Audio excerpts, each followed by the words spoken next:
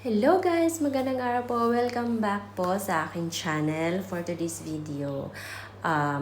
Pag-uusapan natin yung mga merchants. Yung mga merchants na tumatanggap or pwedeng gamitin si More Time as payments natin. So, ano kasi, may nag-comment po kasi doon sa video ko about More Time, yung nag-convert how to convert into cash. Meron po yan dito sa aking channel. Kung gusto nyo pong malaman kung saan ko po pina-convert yung aking credit limit, panoorin nyo na lang po yung video. Maraming salamat po.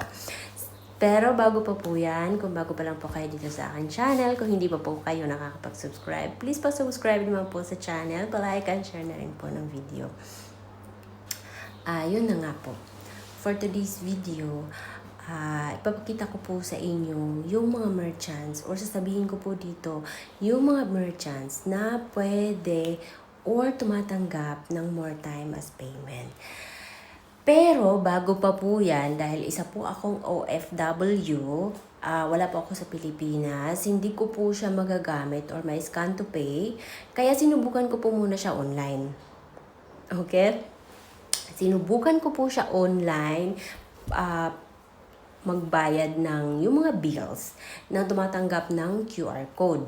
Sinubukan ko siya sa aking SSS, sinubukan ko siya sa aking Pag-ibig, and meron pang ibang mga loan apps na tumatanggap ng QR code na which is si Maya Easy Credit, guys, tinatanggap niya. Si Maya Easy Credit, ginagamit ko siya pangbayad ng Pag-ibig kasi scan na lang ng QR code, 'di ba? Pati SSS, and then sa ibang mga loan apps, pwedeng gamitin si Maya Easy Credit pambayad doon sa mga loan apps na merong QR code. At nasubukan ko na 'yan. Okay?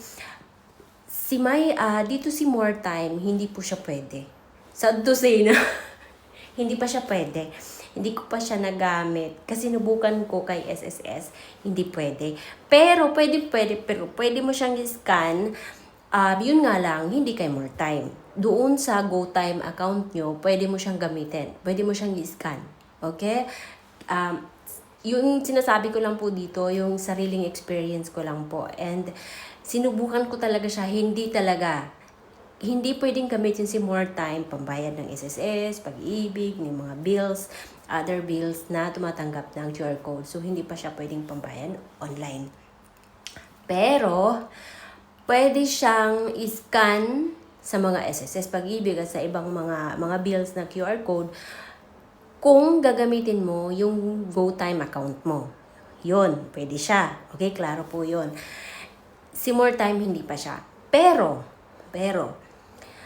kung ayaw mo i-convert kasi yung yung credit limit mo kay More Time, pwede mo naman siyang gamitin pambayad sa mga merchants. Napakaraming list of merchants ang tinatanggap si More Time. Nandyan po makikita sa loob ng inyong GoTime app. 151 pages po yata yun, tiningnan ko. Pero dito, ang ipapakita ko lang or pag-uusapan natin is pwede mo siyang gamitin kay Robinsons Malls. O sa mga Robinson Malls, pwede po. Sa mga, sa mga Robinsons Appliances, o sa Marketplace, pwede mo siyang gamitin. Robinsons Department Store, sa mga, South Drug Store, pwede mo siyang gamitin doon. Cebu Pacific, pwede rin. Ang nito, kasi tiningnan ko yung list, meron nga doon mga electronics, pwede siyang gamitin eh. Meron din mga SM stores na tumatanggap ng More Time as payment. Okay? Pero paalala, kapag ginamit mo kasi si More Time, meron siyang DP. Yes, meron po siyang down payment.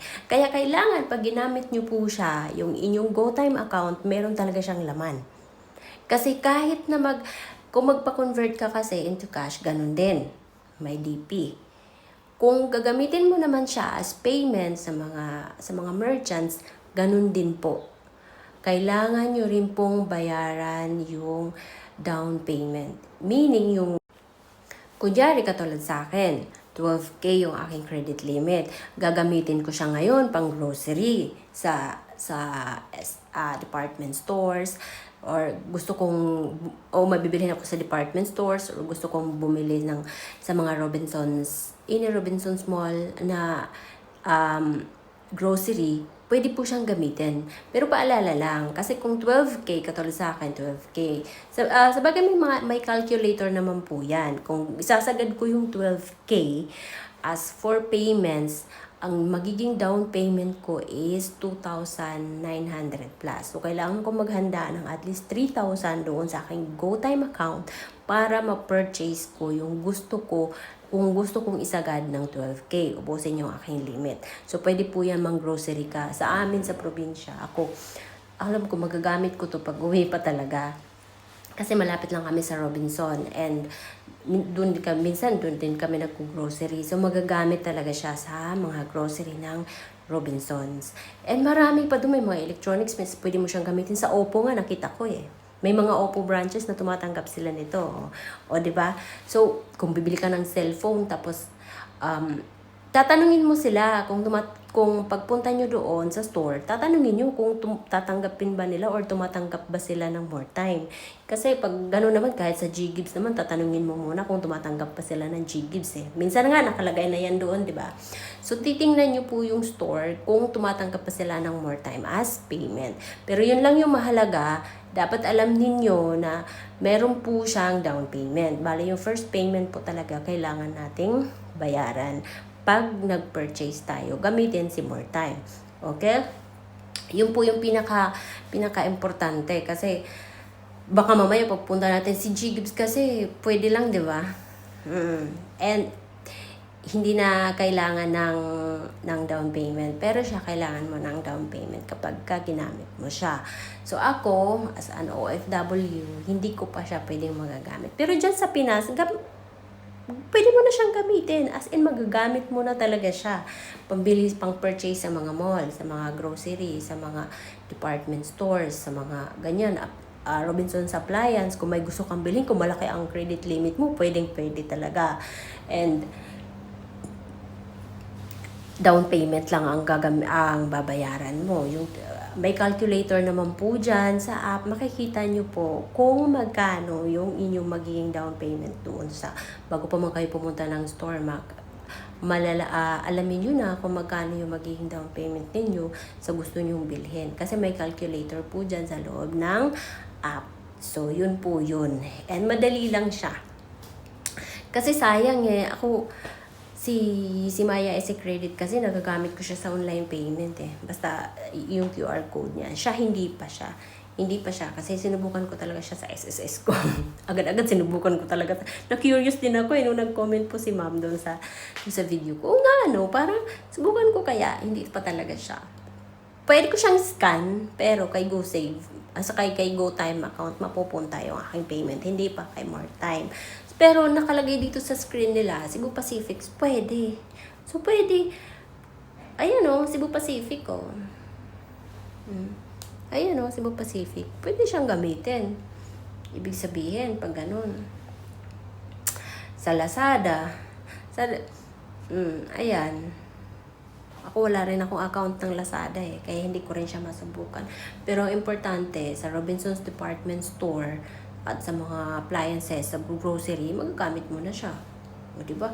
Pati sa mga electronics, kasi doon sa mga list nila, may nakita ko doon may Oppo, marami pang, basta marami, 151 na pages yun. Tingnan nyo na lang po, may mga nakalagay din doon na mga branches ng mga stores kung saan.